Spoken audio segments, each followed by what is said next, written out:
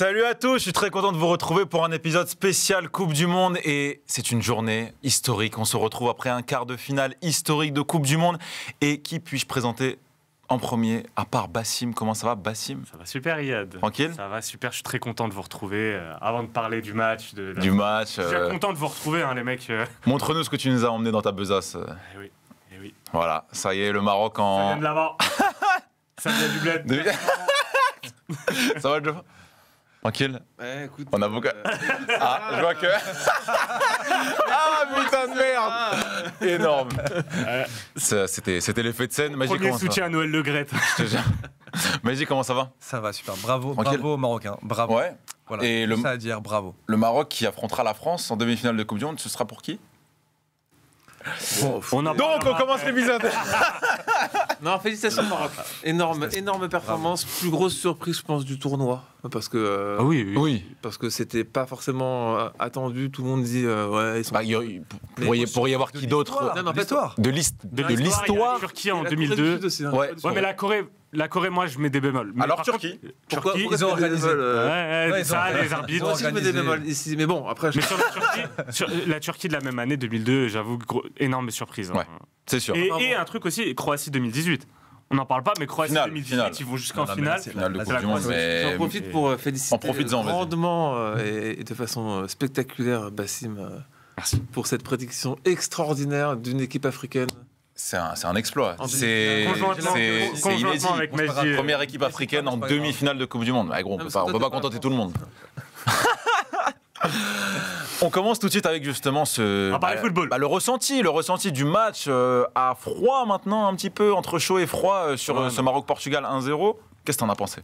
Ben écoute, En quelques mots. de la joie, c'est un gros match. La Ouais. première mi-temps, vraiment, j'ai vraiment trouvé que c'était une référence, une mi-temps référence de la part des hommes de Walid Regragui, la manière dont on a réussi à bloquer le jeu portugais, les Portugais qui est arrivé après un 6-1 contre la Suisse avec le choix de mettre Cristiano sur le banc, la manière dont on a défendu en première mi-temps, les sorties de balles, la capacité à se procurer des occasions, même en n'ayant pas la balle, c'est une force. Sans C'est Aguerd. une force Ouais.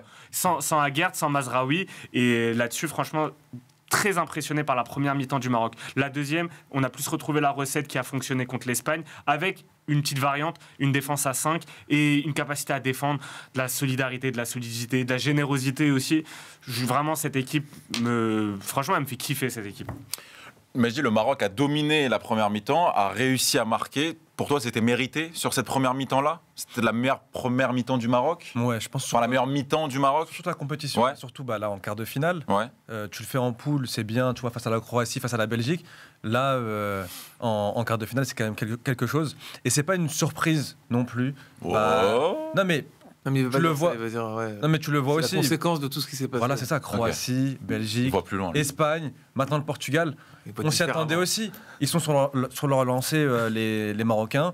Et voilà, c'est l'accomplissement d'un travail qui a été fait par Regragui, le coach. Et puis voilà, de mettre en place un collectif vraiment très important dans cette équipe.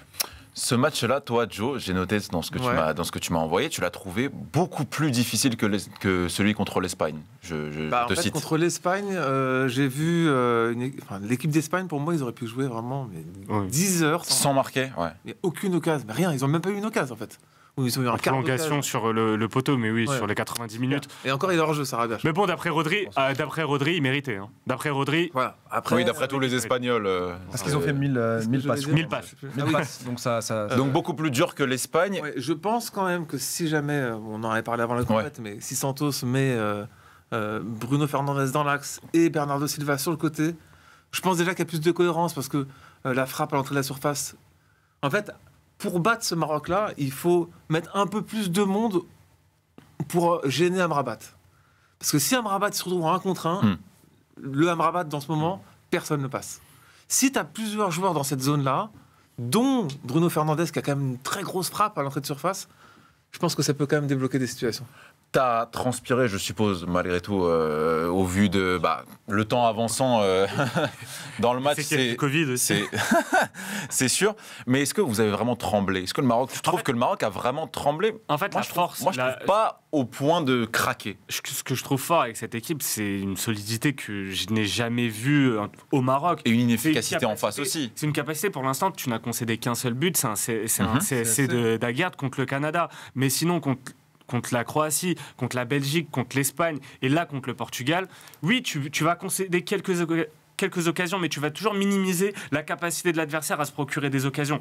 L'adversaire, tu le fais déjouer. Et c'est une force. À un moment donné, un match de foot, il y a un aspect quand même combat d'armes, et chaque équipe va proposer des armes. Et les armes du Maroc, c'est peut-être pas les armes qui font kiffer le plus de monde ou le grand public.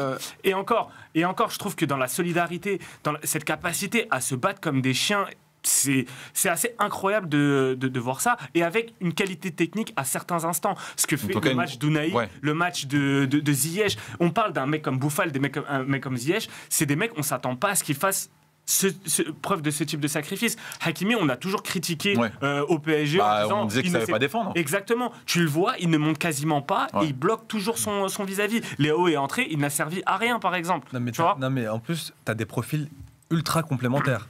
Ziyech, qui est un bon technicien, etc., avec une bonne qualité de passe. Tu vas avoir Bouffal, qui est plus percutant. Plus explosif, voilà, qui va être dans le dribble. Ounaï, qui, dans la relance, pour ressortir les ballons, est très bon. Et Amrabat, c'est vraiment le chien de garde devant la défense. Donc, tu as vraiment des profils complémentaires. Moi, je ne suis pas fan. Je suis pas fan. Un des moins bons joueurs. Atiala est 100 fois meilleur que Mazraoui. Alors, après, c'est pas son poste, mais oui. Non, mais il est meilleur sur le poste. Oui, sur ce. Bien sûr. Et puis, il y a aussi, ils ont eu beaucoup de réussite, je trouve, dans le c'est pas entre Santos qui fait un peu n'importe quoi. C'est ce que j'allais te demander, justement, le coaching de Santos, tu l'as trouvé comment, le fait de faire rentrer tout le monde, en fait? J'ai trouvé ils ont mis le plus en danger l'équipe du Maroc en passant par les côtés. Quand Guerreiro a commencé à travailler côté gauche, Dalot l'a fait un peu, mais il est sorti parce qu'il s'était blessé. Pourquoi Cancelo n'est pas titulaire dans cette équipe? Il faudrait qu'on m'explique aussi à un moment donné. Pourquoi on a parlé de l'absence de Cristiano, mais Cancelo aussi a été sacrifié contre la Suisse et été mis sur le banc parce que Dalot fait un très bon troisième match. Parce que je comprends pas, mais faut pas se la raconter sur un match c'est quoi, la Corée du Sud qu'ils ont fait ça? Ouais. Tu vois, à un moment, il faut remettre les trucs à leur place. Quand tu sais que ça va être sur des détails contre le Maroc. Ou alors ils ont eu le boulard, un peu comme le Brésil l'a eu en ayant gagné largement son 8e, tu vois. Ils arrivent en quart avec le boulard et c'est ce qui s'est passé, ils se sont fait attraper. Mais si on doit parler de Cristiano... Nous en parlerons. Nous en parlerons en temps voulu. Sa rentrée a été... tu l'as trouvé comment, sa rentrée? Il a été inexistant. Il a eu une occasion à la fin. Mais la présence de Gonzalo Ramos, ok, il met un triplé contre la Suisse, contre le Maroc, il a été inexistant. Il ne doit pas jouer. Mais après, c'est pas du tout la même configuration de match. Évidemment. Tu dois aussi tempérer par rapport au triplé contre la Suisse, même si c'est en Coupe du Monde, etc. Tu dois t'adapter par rapport à ton adversaire. Exactement. Tu mets pas Gonzalo Ramos dans une défense comme ça, 15 derrière. C'est pas parce que tu as un mec qui est capable d'être une tête de nulle part. Bien sûr. Voilà, c'est pas parce que la recette a fonctionné contre la Suisse qu'elle allait fonctionner contre le Maroc. Chaque match a une histoire différente. Elle est là, la force aussi du Maroc, c'est d'avoir proposé des visages différents. Certains verront peut-être pas les différences, mais le Maroc contre l'Espagne et le Maroc contre le Portugal, c'est pas du tout le même Maroc. C'est pas les mêmes choix qui sont faits. C'est à un moment donné, tu te portes plus vers l'avant contre le Portugal que contre l'Espagne, et il y a un plan derrière ça. Et Regragui a su très bien adapter son équipe. Même tu regardes le troisième match contre le Canada qui permet de se qualifier pour les huitièmes de finale, ce que fait le Maroc pendant la première mi-temps, notamment en termes de jeu, mais ils explosent le Canada. En fait, c'est à chaque fois t'adapter à ton adversaire, et Regragui dans les match-up tactiques, et c'est lui, moi, l'homme pour l'instant de ce parcours marocain, c'est Walid Regragui. C'est lui qui s'adapte à chaque fois et qui fait déjouer tactiquement ses adversaires. Même si lui-même a expliqué qu'ils ont eu plus de difficultés contre le Portugal parce que les joueurs portugais se mettaient beaucoup plus entre les lignes. Et c'était un peu le rôle de Bernardo Silva. Mais je répète, j'aurais aimé voir quel intérêt de mettre Ruben Neves et Otavio, s'il joue aussi bas que ça n'a aucun intérêt. C'est comme si tu mettais deux milieux défensifs dans une équipe comme ça. Alors que tu es dans un match où tu sais que tu auras la balle. A priori, tu vas dominer, en tout cas pour... Tu auras la possession, donc ça ne sert à rien de mettre 4 joueurs axiaux, surtout pour défendre comme ça sur les contre-attaques marocaines. Ça n'a pas de sens. Pour vous, qui est l'homme du match? Amrabat, comme à tous les matchs. Il est trop fort, Amrabat. Je note Joe Ami, Amrabat, meilleur 6 du monde. Oui. Sur cette Coupe du Monde, oui. Son frère, 3 meilleurs joueurs. Et son frère veut l'envoyer au PSG. Moi, ces joueurs au PSG, je le prends. C'était dans le barreau. Mais ouais. Il y a Amrabat, il y a aussi Bono. Ouais. Bono Sur- fait une sur le match, super ouais. Coupe du Monde. Une super Ah, Coupe du non, Monde. je parlais sur le match, mais. Non, mais même sur le match. Oui. hein. Sur le match, Sur le il est meilleur il a- que contre l'Espagne, parce que la l'Espagne, sortie il y a pas face un arrêt à à faire. Cristiano. Ouais. Or, Cristiano, c'est un il dossier sort bien revu. et c'est lui qui Ouais. arrête la frappe. Et puis après, bon, il y a eu aussi un peu de chance aussi. Il y a tous les ingrédients qui étaient réunis. Je t'ai envoyé, La tactique du coach. Les poteaux aussi, les montants de Bono qui ont Bah, sauvé sur le Maroc. l'occasion de Bruno Fernandes, moi, homme du match, je mettrais Hatchatallah. Pourquoi ? Parce que c'était pas simple de démarrer titulaire comme ça à la place de Mazraoui. Et je trouve qu'il fait vraiment une grosse prestation. Et je trouve que sa présence change la donne sur les transitions parce que c'est un gaucher qui joue à gauche. Alors que tu as des ailiers en pied inversé. T'avais Mazraoui qui lui aussi, sur les transitions, il allait se remettre parfois sur son pied droit ou centrer pied gauche avec moins de précision. Ce que fait. Puis c'est peut-être un joueur plus offensif aussi. Plus offensif, Mazraoui. mais oui, mais même à Hatchatallah, il centre très bien. Oui, le problème, c'est qu'au contact, il vole, quoi. Tu vois, c'est- Ouais, non. Bah après, j'ai pas trouvé en grande forme physique. Mazraoui Ouais, Mazraoui, Non, quand je l'ai- mais quand je l'ai après, vu. il change un peu, quoi. La plupart des joueurs marocains. C'est vrai qu'il est très fin. Il est très très maigre. Ouais, il est longiligne aussi, c'est pas un physique de latéral. Alors imagine en plus Ça jouer en méchant, faux pied, Non, jouer en faux pied dans un match comme ça. C'est ça, c'est une grosse difficulté. Alors que là, tu l'as vu direct, il a été en confiance et il y a eu Un plusieurs impact. occasions. Moi, En-Nesyri, il a 2 occasions Voilà. avant de mettre son but. J'ai envoyé Yad, En-Nesyri, Ballon d'Or. NSRI Ballon d'Or, c'est Parce le, que c'était- c'est le prochain thème. Mais attends, son saut, il est incroyable. Il est incroyable son saut. 2m75. La sortie, Incroyable. Sérieux ? Ouais, j'ai- la j'ai sortie ça. du C'est gardien, immense. par contre, Kata, hein, vraiment, c'est pas. Bah, la communication entre le gardien et sa défense, pas bonne, et la sortie du gardien, pas bonne non plus. J'ai mis En-Nesyri, Ballon d'Or, parce que c'est une rêve qu'on a avec Oui. Bassim. D'une il y autre a- époque. Il y a 3 ans, 4 ans. 3 ans, 4 ans, ouais, tu te rappelles pas Bien sûr que Ouais, je me rappelle. je me souviens de la Et belle donc, miniature. Et donc, il y a 4 ans, on pensait déjà que En-Nesyri pouvait sauter à 2m75.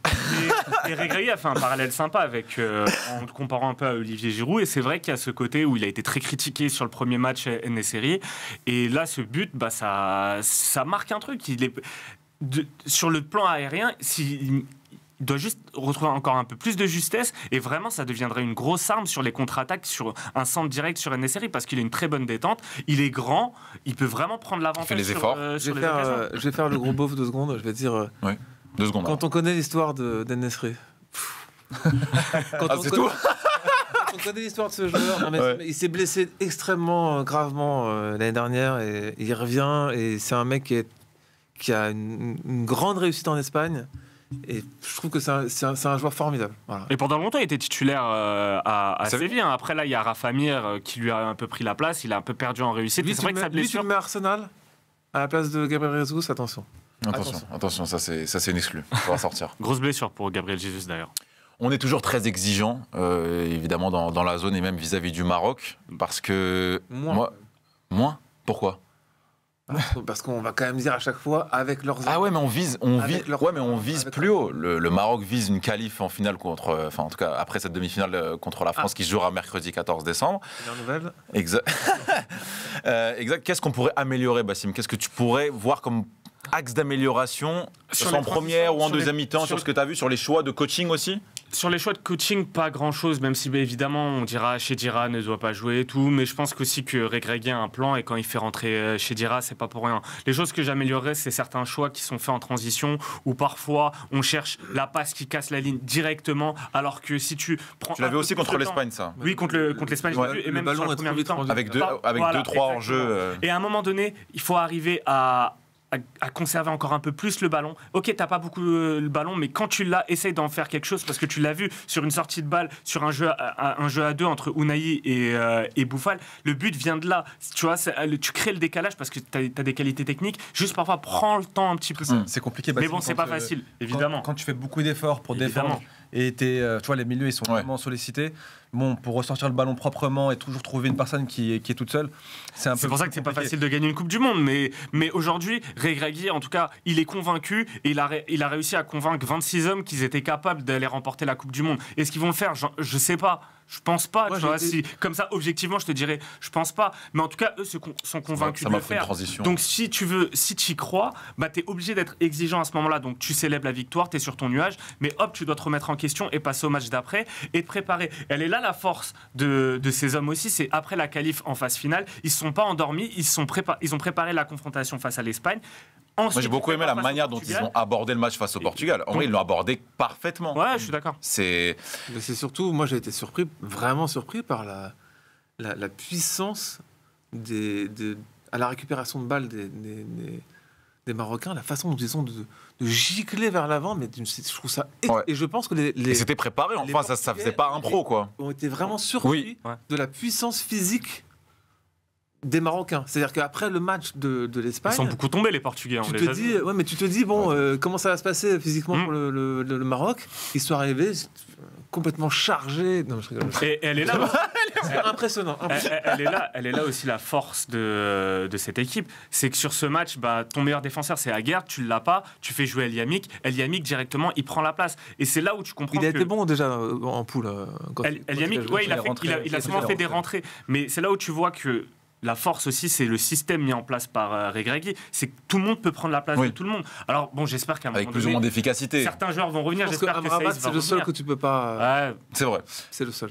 Justement, au niveau du choix des joueurs, j'aurais bien aimé peut-être plus voir Sabiri à la place de Amala. Tu vois. Ok. Amala, tu le trouves comment Sabiri, il est bon, mais il est suffisamment défensif. Tu vois. Peut-être que c'est peut-être pour ça. Voilà, peut-être que la présence d'Amala, elle libère un peu plus Ounahi. En sortie de banc, tu vois, peut-être le faire rentrer. Là, il n'est pas rentré contre le Portugal. Est-ce que Saïs sera rétabli? Voilà, j'aurais bien aimé le voir.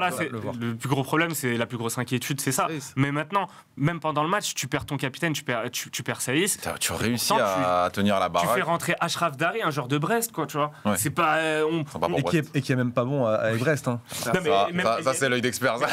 El Yamik qui joue à Valladolid, c'est. Et tous. Je dirais à jouer à Paris aussi. Tous sentent vraiment que l'ambiance du stade joue beaucoup. Aussi. Ils sont portés par un public extraordinaire. Il se passe beaucoup de choses.